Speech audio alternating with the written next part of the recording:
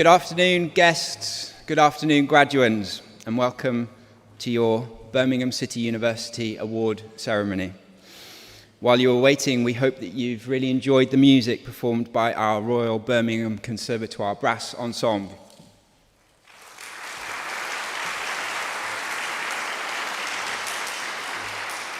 Thank you for joining us on this wonderful day to celebrate the achievements of our graduands.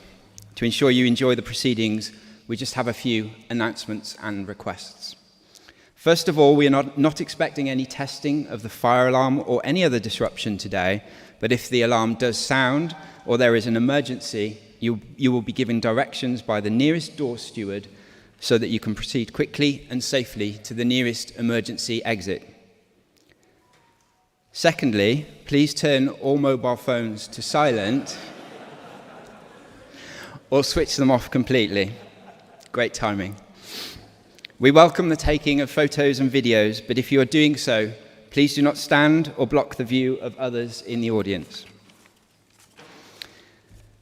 We have 150 students graduating today, and each one who crosses the stage is important to us.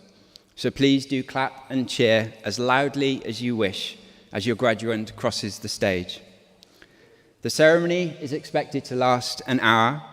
For families with small children, if your child becomes unsettled, we have a comfortable viewing room where you can still watch the proceedings and tend to your child. Your nearest door steward will be able to help. Graduands, this is important to you. You have been seated carefully and in a particular order to ensure that every person crosses the stage in the correct sequence. Please do stay in your assigned seats, and when you are asked to process out of your row, please do not move out of your assigned order. It is important that you are sitting in the seat indicated on your student registration cards, and please keep those cards until you reach the stage. If you have moved seats for any reason, please can you move back to the correct seat now. When you come back into the auditorium to enjoy the rest of the ceremony, it is likely that you will sit in a different seat, so please do not leave any belongings behind. Please be courteous to all those still to cross the stage by clapping and celebrating their achievements. Our graduation ceremonies are formal occasions that follow a traditional format. They begin with a fanfare, following which the academic procession and the Vice-Chancellor's procession will enter the hall. At the end of the ceremony, once the Vice-Chancellor closes proceedings, could I please ask graduates to stand once again and for guests to remain in their places until the procession has exited the hall, after which you will be able to join your party to celebrate the rest of the day. Please do enjoy the live music and complimentary refreshments that we've made available for you on the circle levels of the Symphony Hall foyer. Now we are about to begin. So can I please ask everybody to stand, if you are able, as the processions enter the hall. Thank you.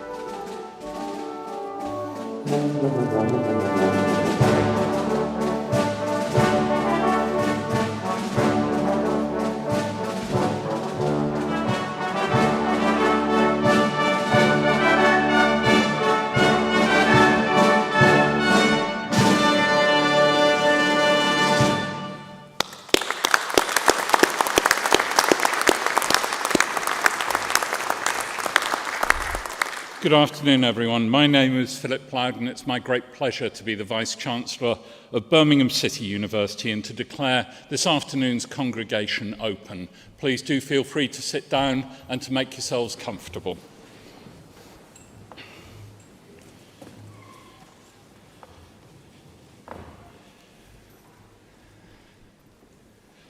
So, distinguished guests, ladies and gentlemen, and of course, all of you who are celebrating your graduation this afternoon.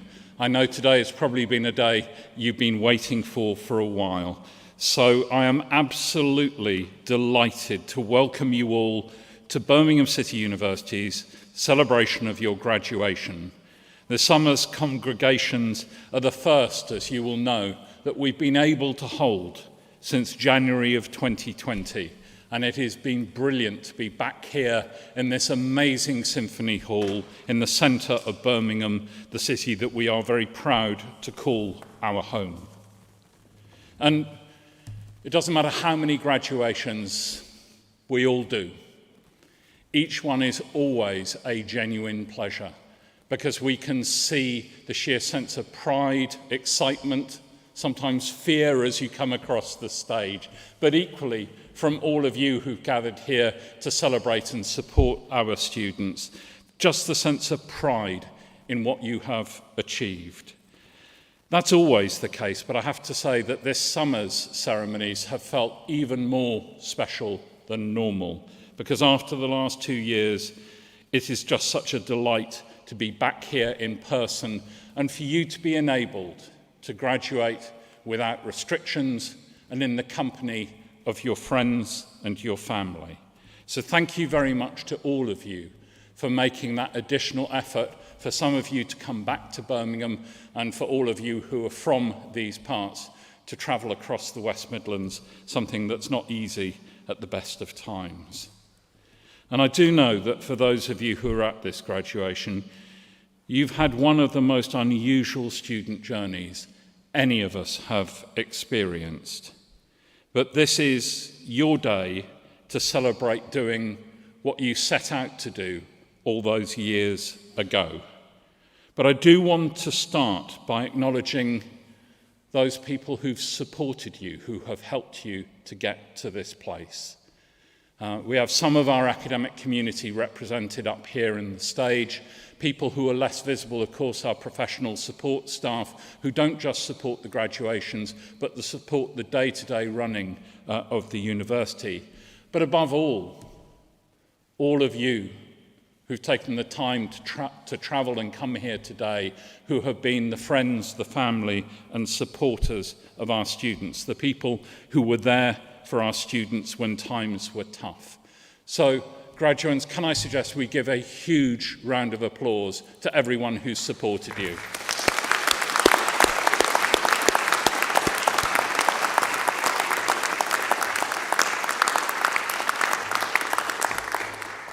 Often in these graduating speeches, it feels right to talk about the power of change and the challenge of change. But I have to say that this year, that's felt slightly artificial, because if there were ever people who knew about change, it's you. The period of your studies has been one where you've seen change on a grand scale, change which came in pretty much overnight, where we had to move so much of what you were doing online, where placements were disrupted, where so much of what was planned had to be replanned. But you, our graduates, and the rest of our BCU student community coped with that so well.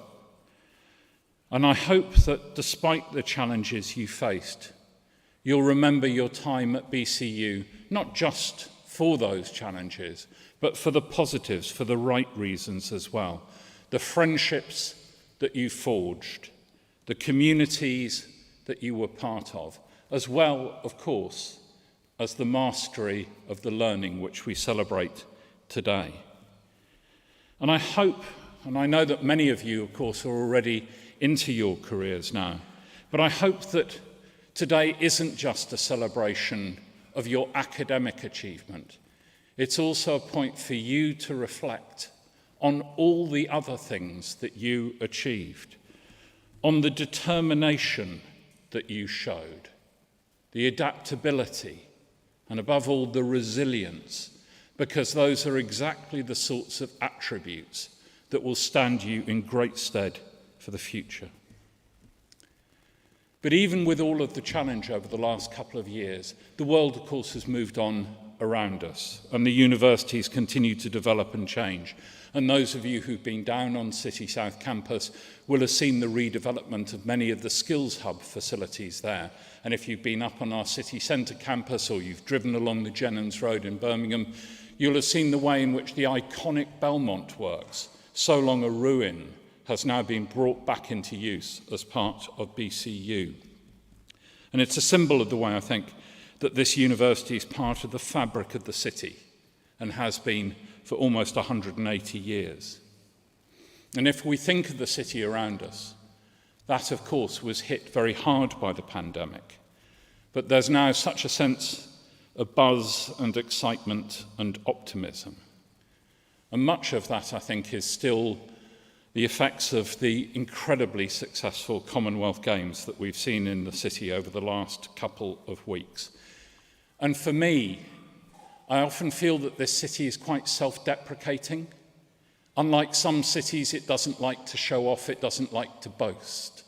And yet during the Commonwealth Games, we had that opportunity for the whole world to see what an amazing city Birmingham is and what an amazing region the West Midlands is. And it was great to see the city and the region performing with such confidence and such style on a world stage. And if you haven't already taken a selfie with the now iconic bull down the other end of Centenary Square, I'd strongly encourage you to do so. And of course, that bull sits against a backdrop of fantastic new developments from the City Library, the Paradise Circus development, the changes that we've seen here at the ICC with extended performance and social spaces. It's been a wonderful time to be in Birmingham, and because BCU is so deeply part of the city, it's no surprise to see the way in which we've been embedded in the games themselves. Our costume design students designed all the costumes for the Birmingham 2022 festival. Our jewellery students up at the iconic School of Jewellery in the Jewellery Quarter designed the Commonwealth Games medals themselves. From our Royal Birmingham Conservatoire, two of our alumnus, Sam Oxborough singing the national anthem, Laura and Vula at the closing ceremony, showed how we fit with the cultural life of Birmingham. So it's been great to see that recognition of BCU as having that central influence on the future of the city. And the last couple of years have made clear why what happens in universities is quite so important. The role of research, of knowledge creation, and the development of new practices. And I suppose in the context of research, we would all instinctively think about the way in which the new vaccines were created in a way that has never been done before in order to help mitigate the impact of the pandemic.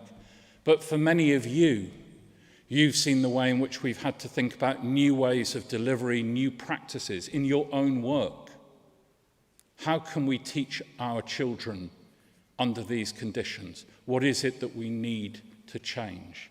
So the role of knowledge, I think, has never been more important, and that's something that each of you provides evidence of today.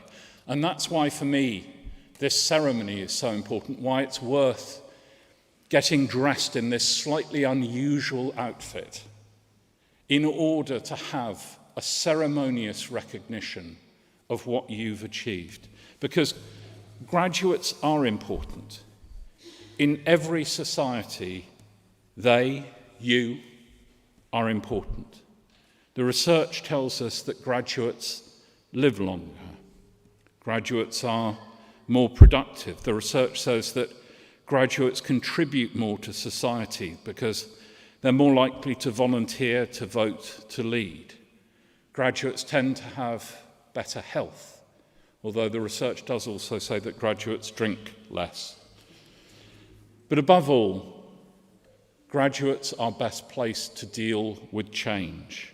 And many of you, all of you, I hope, will live long, long lives. And what that means is that during your lives, the world in which you live will change, not once, but many times.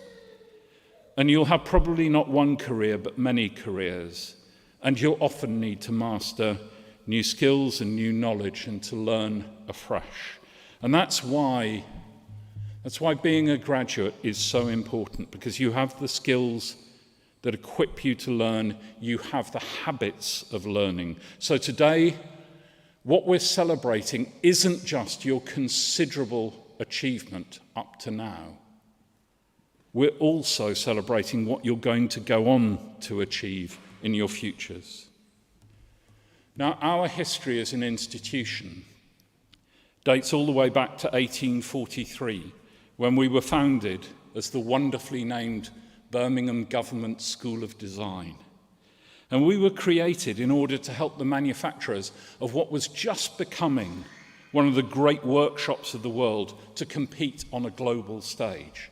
And as you can imagine, in the intervening almost 180 years, we have changed often and often.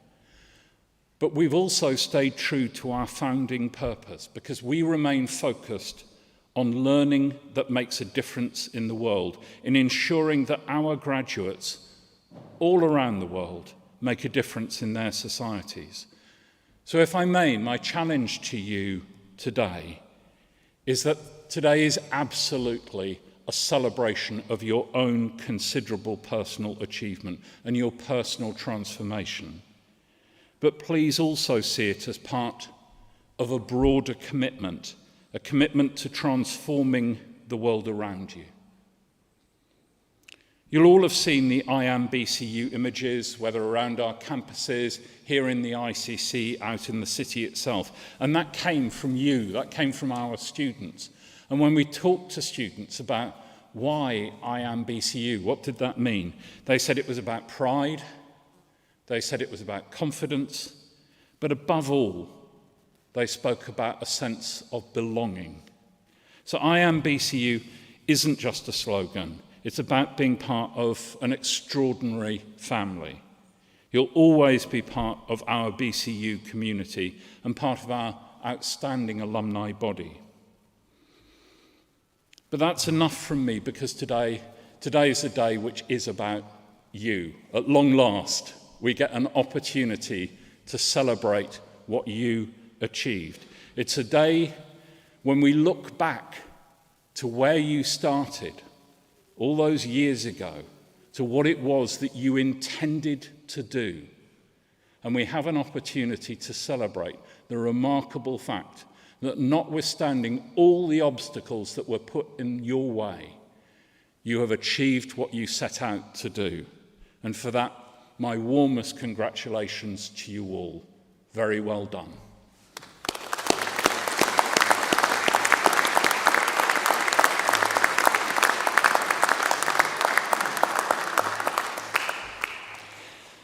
I now call upon the Pro-Vice Chancellor and Executive Dean of the Faculty of Health, Education and Life Sciences, Professor Ian Blair, to commence the presentation of award holders.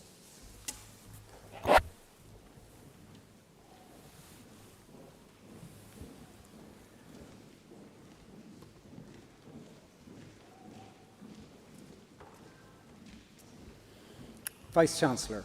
As Pro-Vice-Chancellor and Executive Dean, I present students from the Faculty of Health, Education and Life Sciences who have qualified for the award of degrees, diplomas and certificates. I invite Professor Kevin Mattinson to the lectern to present award holders from the School of Education and Social Work.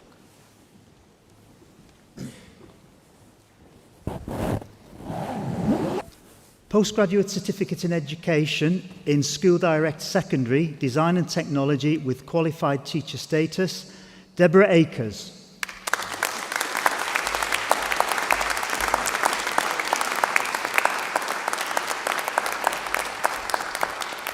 Postgraduate Certificate in Education, School Direct, Secondary English with Qualified Teacher Status, Kira Cresswell.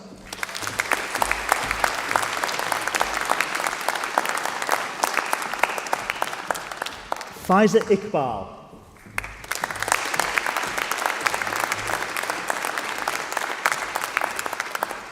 Nadia Rahman.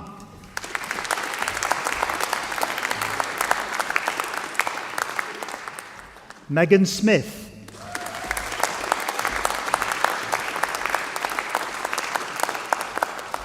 Danielle Webb.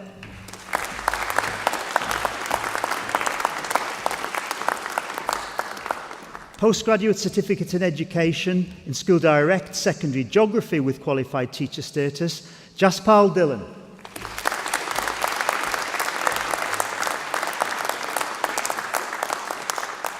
John Martin.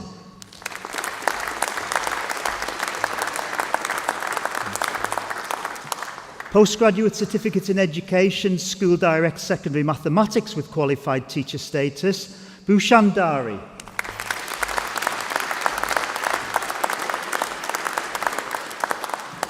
Sonia Dari.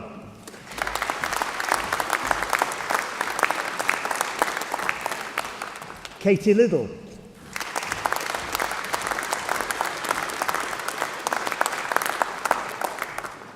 Shelley Watson.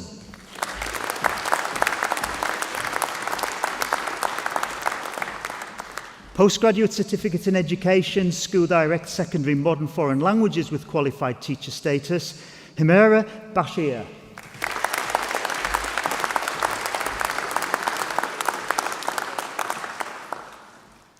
Ming Yu.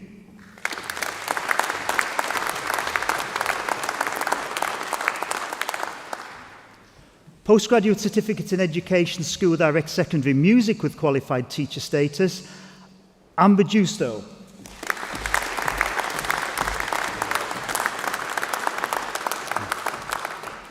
Postgraduate Certificate in Education, School Direct Secondary Physical Education with Qualified Teacher Status, Gurpreet Singh Kandola.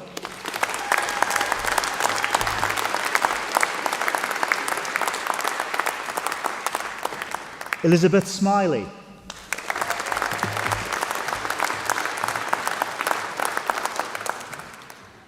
Mohammed Udin.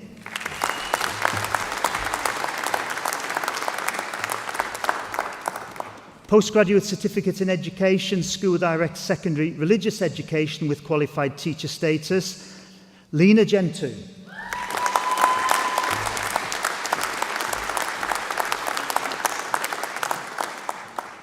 Amy Gibson.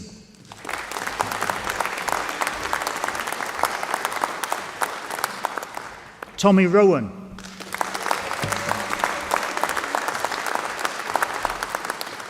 Postgraduate Certificate in Education, Secondary Art and Design with Qualified Teacher Status, Daniela Allen.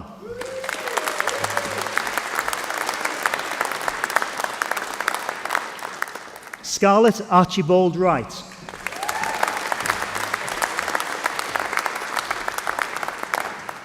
Jenny Bayliss.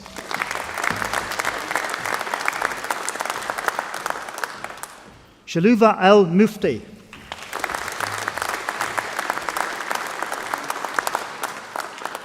Benjamin Phones.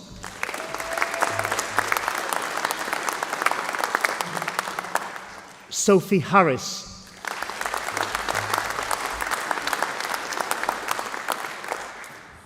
Lucy Laningham.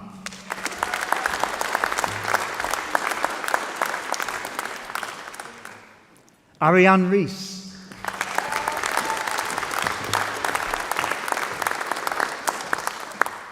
Ambra Restori.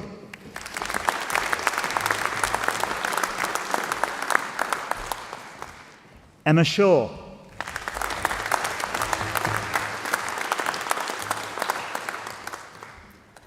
Sana Sultan.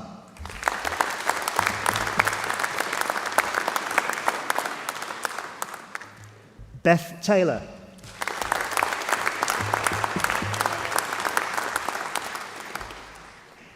Alex Zialcic.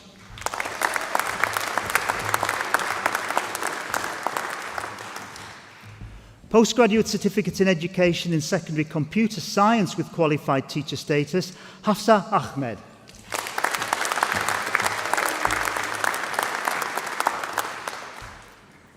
Mohammed Nazir Ahmed.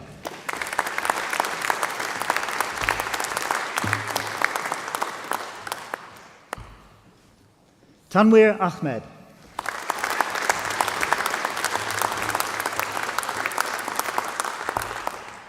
Tubia Akhtar.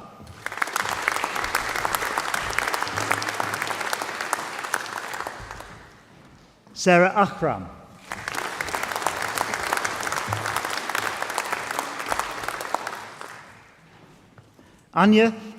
Miracle Anya Negbru.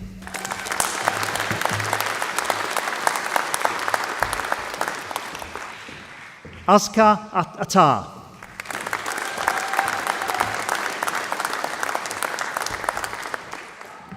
Daniel Crean.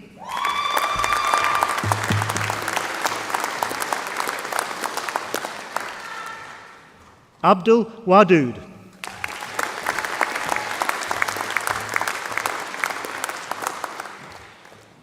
Sakil Sajid.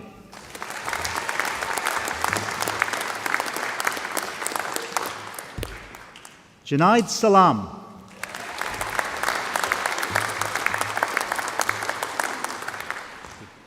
Samuel Wright.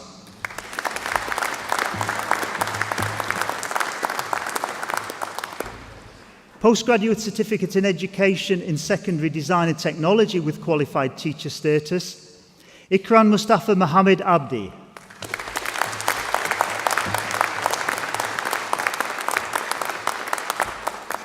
Robin Booth.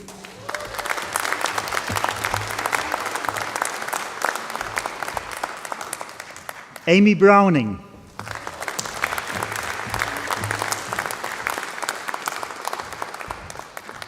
Carissa Glasgow.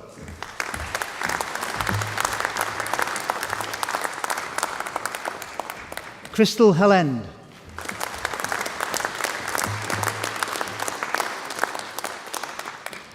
Aisha Hussain.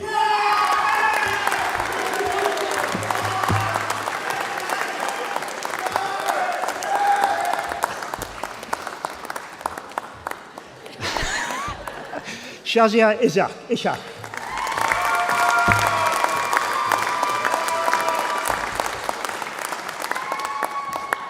Amira Karzai.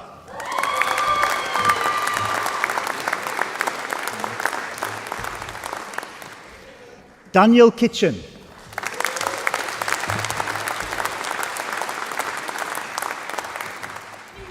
Alexandria Stanley Ahmed.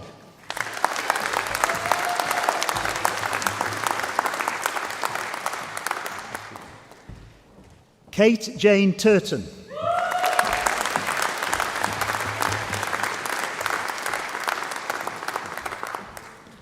Postgraduate Certificate in Education in Secondary Drama with Qualified Teacher Status, Joe Bullen.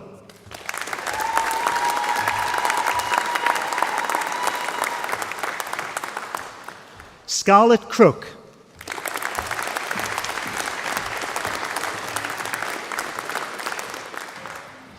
Rebecca Cummings.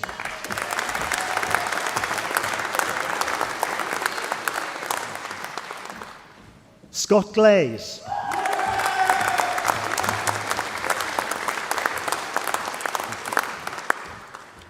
Jodie Ike.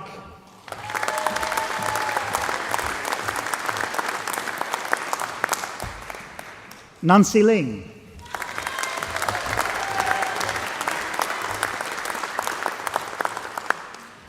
Katie Morgan.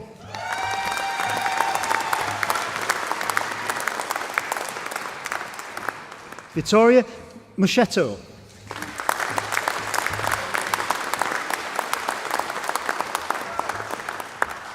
Amelia Rizzo.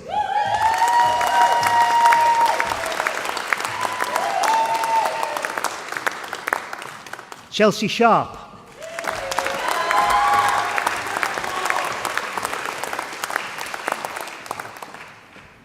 Jaden Thompson.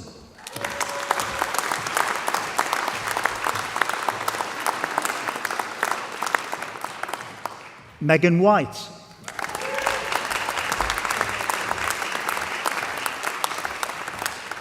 Postgraduate Certificate in Education in Secondary English with Qualified Teacher Status, Marianne Aftab.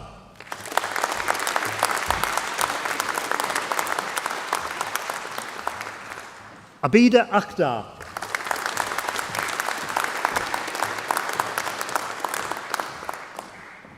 Comfort Akinwala.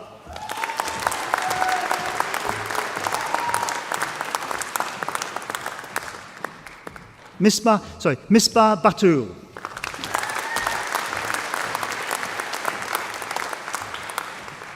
Corinne Chamberlain.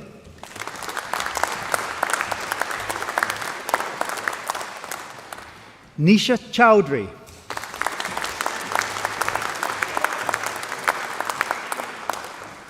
Racy Fazy.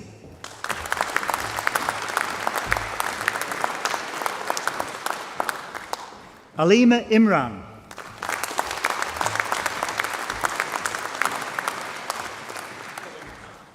Can we make sure that everyone who comes across the stage has all of your applause, please, because they all deserve it. They've done something remarkable. So please, big up to you.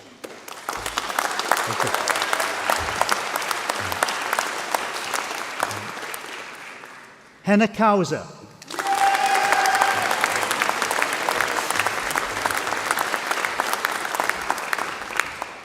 Abigail Kennett.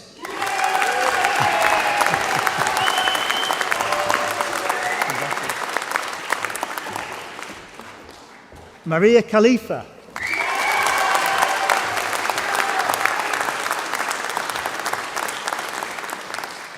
Amal Mohammed.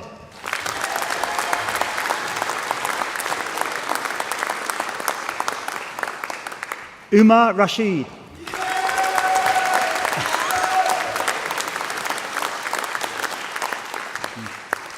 Chloe Smith.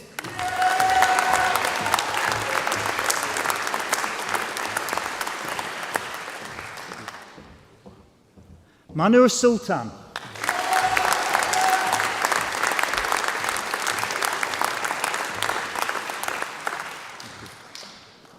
Brooklyn Jade Taylor.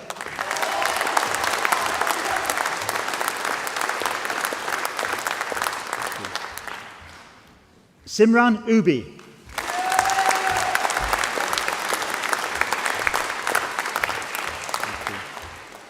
Charlotte York.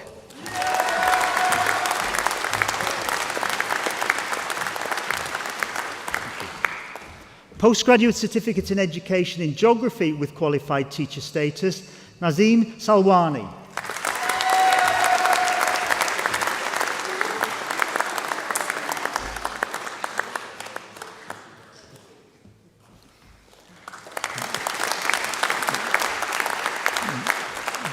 Postgraduate Certificate in Education in History with Qualified Teacher Status, Bilal Anwar.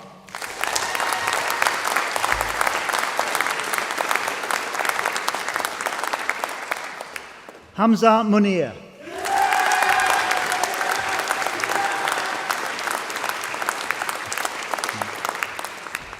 Hadika Sheikh.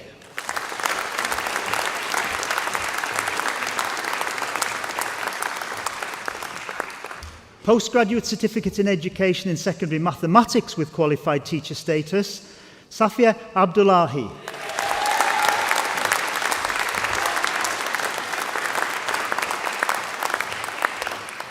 Mohammed Ahmed.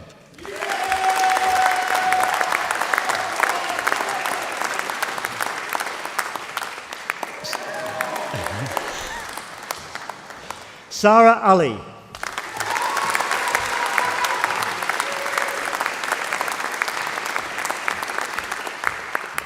Sundas Bostan.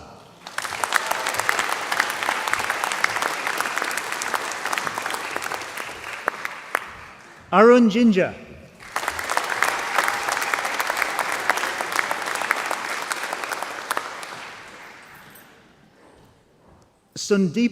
Sundeepinder Kaur.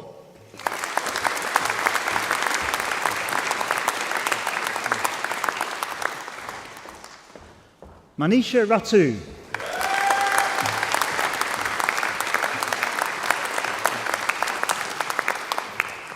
Laura Walton.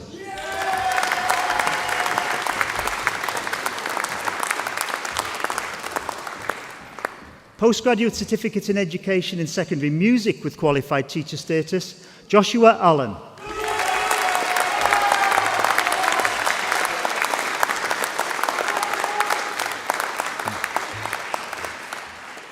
Lauren Kuzak.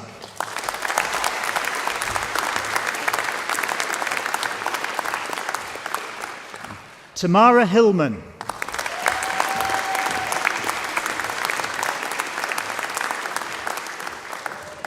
George Howson.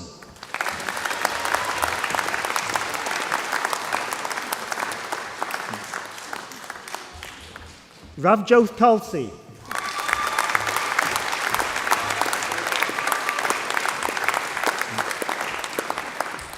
Postgraduate Certificate in Education in Physical Education with Qualified Teacher Status, Mahir Celeria.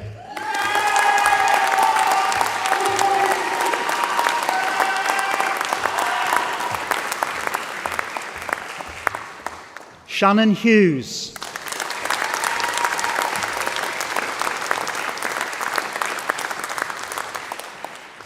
Fareed Mohammed.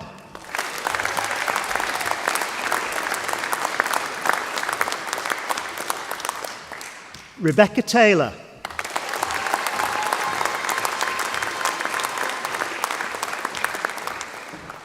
Postgraduate Certificate in Education in Secondary with Qualified Teacher Status, Faria Basif.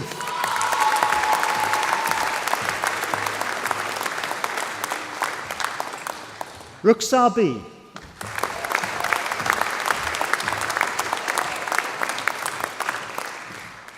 Rafaro Chaza.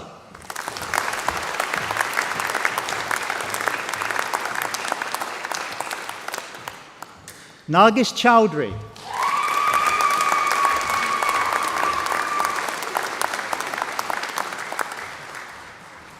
Hannah Turner.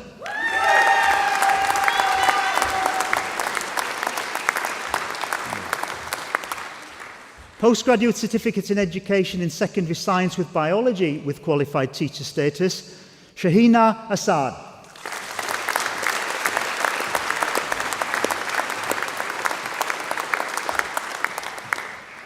Laura Barrett.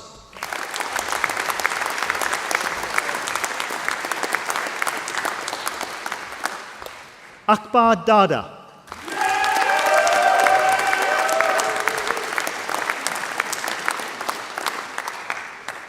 Safia Hussain.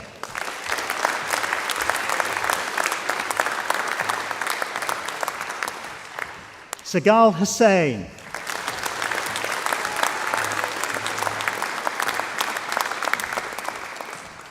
Taher Mia.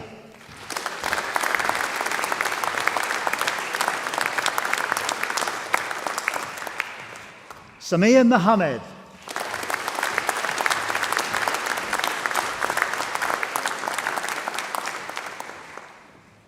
Mubalanle Oshin.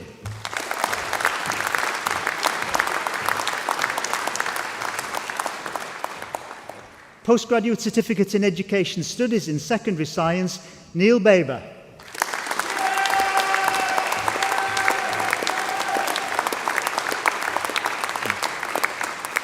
Postgraduate Certificate in Education in Secondary Science with Chemistry with Qualified Teacher Status, Hafsa Hassan.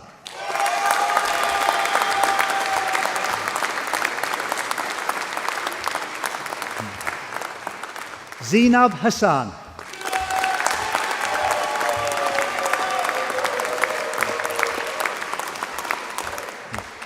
Nareen Sheikh.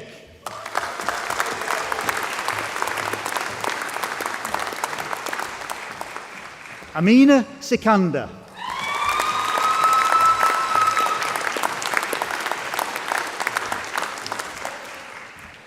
Manjot Singh Oluk.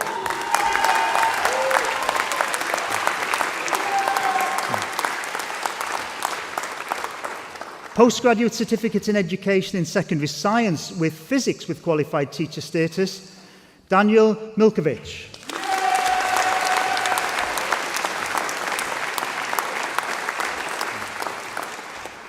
Postgraduate Certificate in Education in Secondary Science with Chemistry with Qualified Teacher Status, Fatima Mohammed Mahmoud.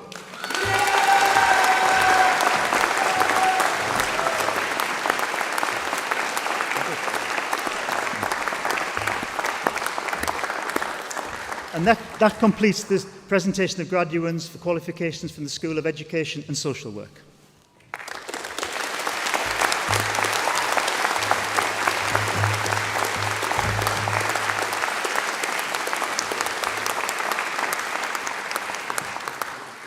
And this completes the presentation of graduates from the Faculty of Health, Education and Life Sciences.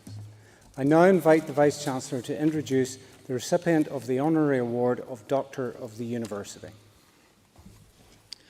Ladies and gentlemen, we are this afternoon delighted to be conferring the award of Doctor of the University upon James Noble Rogers, and I now call upon the Executive Dean to give the citation.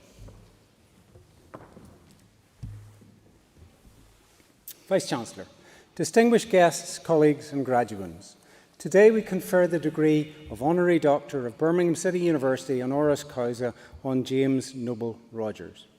Ladies and gentlemen, you will sometimes hear it said that our education system is a political football.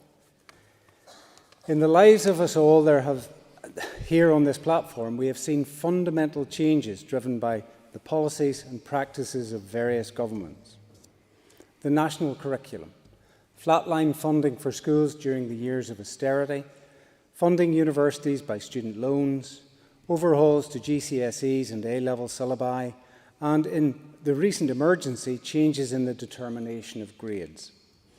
Less newsworthy, but of no less fundamental significance, has been the question on how to best prepare people for the teaching profession. What balance of study and classroom experience is needed? Are universities or schools better placed to provide the relevant education? A national leader in that debate is our guest of honour today, James Noble Rogers. The notion that you can educate from a position of expertise has been the lifeblood of his career. Graduating with a BA Humanities, he subsequently took a Master's in Philosophy and a postgraduate diploma from City University, London. He went on to work as a civil servant in the Department of Education, whose guises you may be forgiven for thinking have changed as often as its policies, and for the Teacher Training Agency. A period followed as head of governance at the Royal National Institute for the Blind. Then, in 2004, he became Executive Director of the University Council for the Education of Teachers, or UCET. The organisation which, as you might guess from its title, is dedicated to ensuring that our teachers are themselves as educated as they need to be, well grounded in subject knowledge and relevant research. Put that way, the proposition does not invite disagreement, but you only have to look at some of the historical pronouncements by representatives of the Department of Education to realise how contentious that is. The year 2013 saw a huge increase in the School Direct programme, with the aim of training 25% of teachers in school rather than university settings. A government spokesman declared that for too long, left-wing training colleges have imbued teachers with useless teaching theories that don't work and actively damage children's education. As we know from our own times, the best way to counter conspiracy theories is with calm reason and fact, and that is what James Noble Rogers has consistently brought to his role. His commitment has always been to work with rather than against, to persuade by evidence and sound argument. He would, however, be the first to admit that not everyone in UCET agrees with his brand of diplomacy. But the test of true leadership is being able to find compromise where others only see confrontation. It is what has enabled him to make the argument for training informed by research, training that is, in the context of institution founded, to extend rather than merely recycle knowledge. As you might expect, our own university maintains a strong intellectual investment in the work of the University Council for the Education of Teachers, with 2 of its committees chaired by our staff and our own head of school acting as chair presently. Colleagues recognise the immense contribution of James Noble Rogers to the cause of higher education teaching over his lifetime of commitment. For students today graduating as young professionals, his is an example of leadership, of engagement, of how not to take for granted missives handed down from on high, but to fulfil the responsibility of every educated person, to question, to explore, to find the best available evidence, and to form your principles from there. So, distinguished guests, colleagues and graduands, it gives me great pleasure to invite the Vice-Chancellor to confer the degree of Honorary Doctor of Birmingham City University, honoris causa, on James Noble Rogers.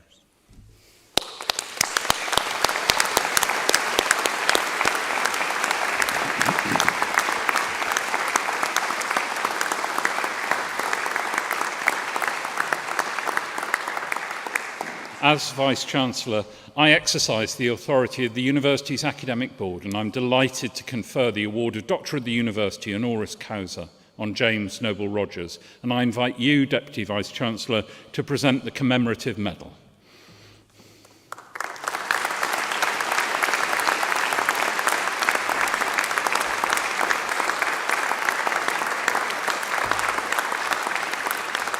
That completes the conferment of the award of Doctor of the University honoris causa, and I'm delighted now to invite James to address the congregation.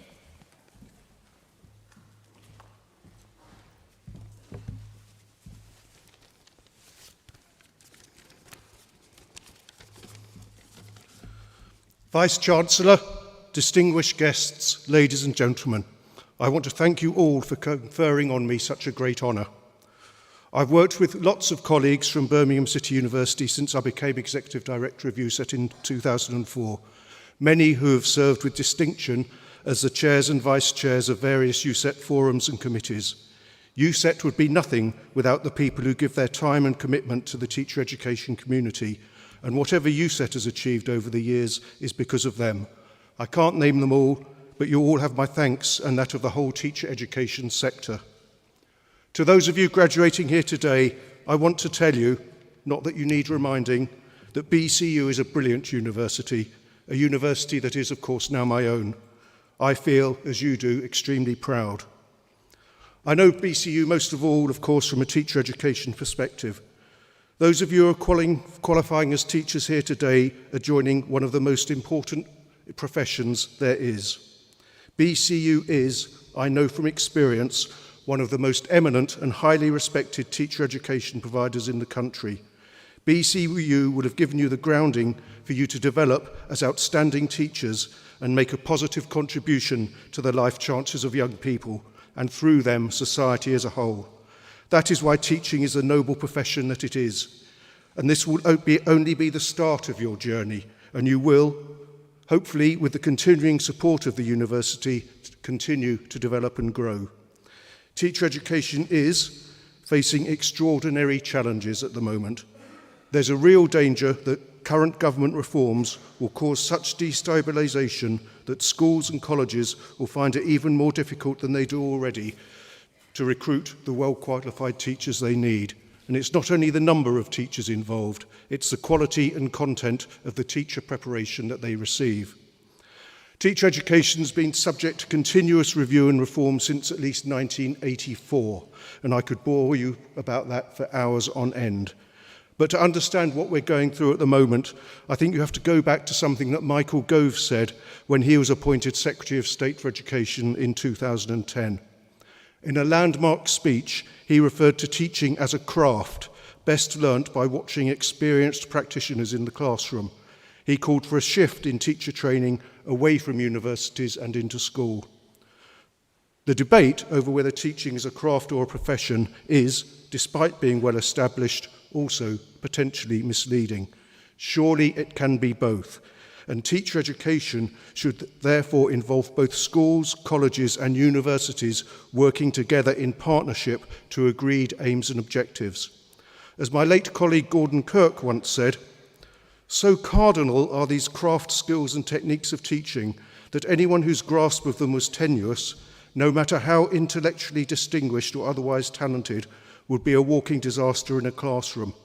Nor is it surprising that those who qualify as teachers should be required to demonstrate the capacity to deploy these skills with confidence in the classroom. But then he went on to say that the personal knowledge that is associated with the performance of a craft has to be complemented by the public knowledge that resides in the well-grounded evidence about the conduct of teaching. One of the claims of teaching to professional recognition is that it draws on just such a public knowledge base. It is presumptuous in the extreme to set to one side the extensive evidence base on teaching and learning and to proceed only on the basis of one's personal experience.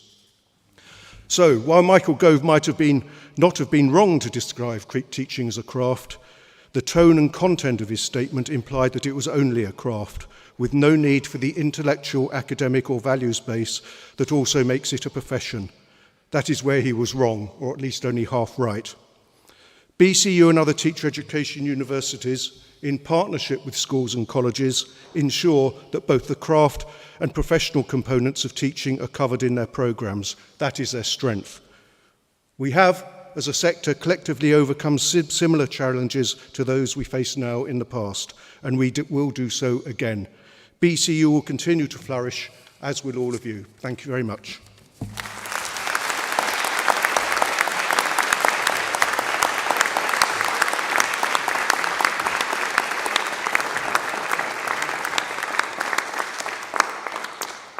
I now invite Crystal Helland, who has graduated this afternoon with a postgraduate certificate in education in secondary design technology with QTS, to address the congregation.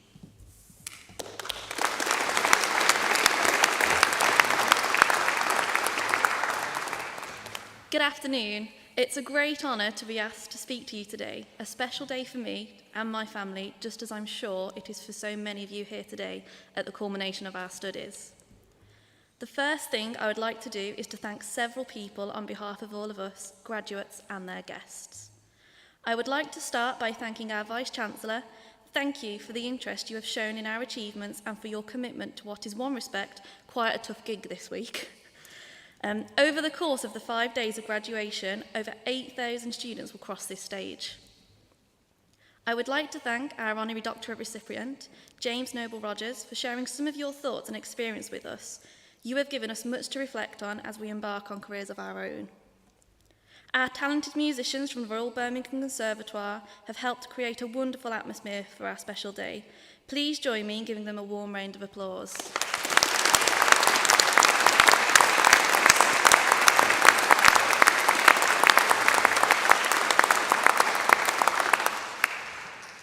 Today marks the end of our years of hard work. As well as thanking those who have made our ceremony itself so special, I must also thank all the academic and professional services staff who have helped to make it to this stage today. Thank you for your guidance, your expertise, and your enthusiasm. I would also like to take this opportunity to offer a formal thank you to our family and friends, whose encouragement and support has been so crucial. So, in a moment, I will ask all of today's graduates to stand, turn around, and join in giving them a well-deserved round of applause. Please stand.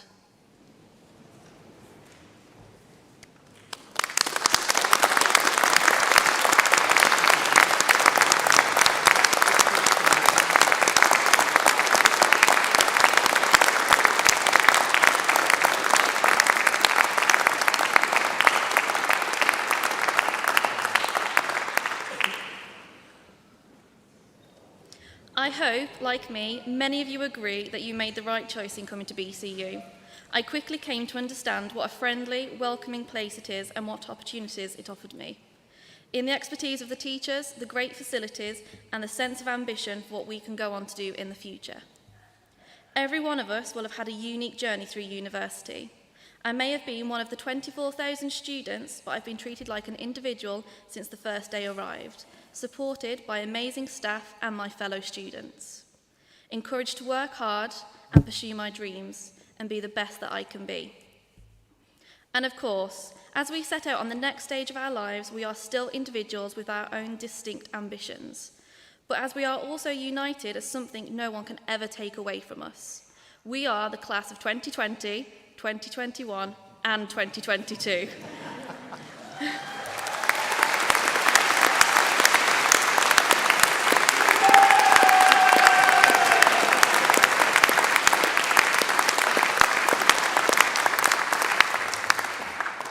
We are a permanent part of the university's history. One last thing before I finish. This is just the beginning for us all. Use it as a platform for the rest of your lives. Take what you have learned here and go out into the world with confidence. Whatever you do, keep learning, stay open to new ideas. Above all, be proud of yourself, because today we finally become graduates. Congratulations, graduates.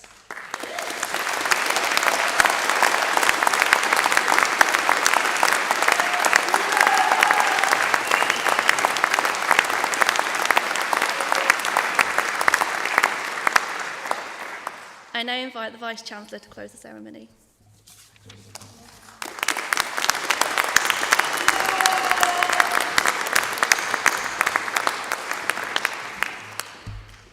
I think that deserves an even bigger round of applause, please.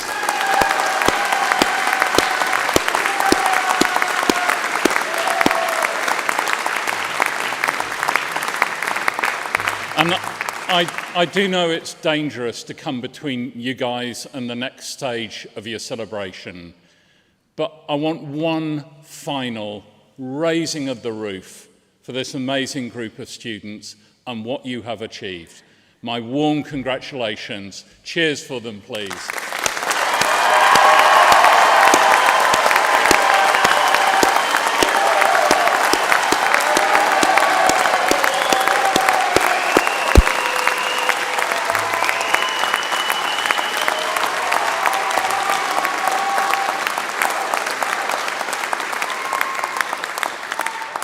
All right, I won't keep you from the next stage of your celebrations for a minute longer.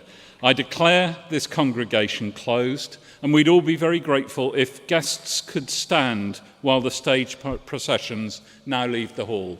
Thank you all very much indeed.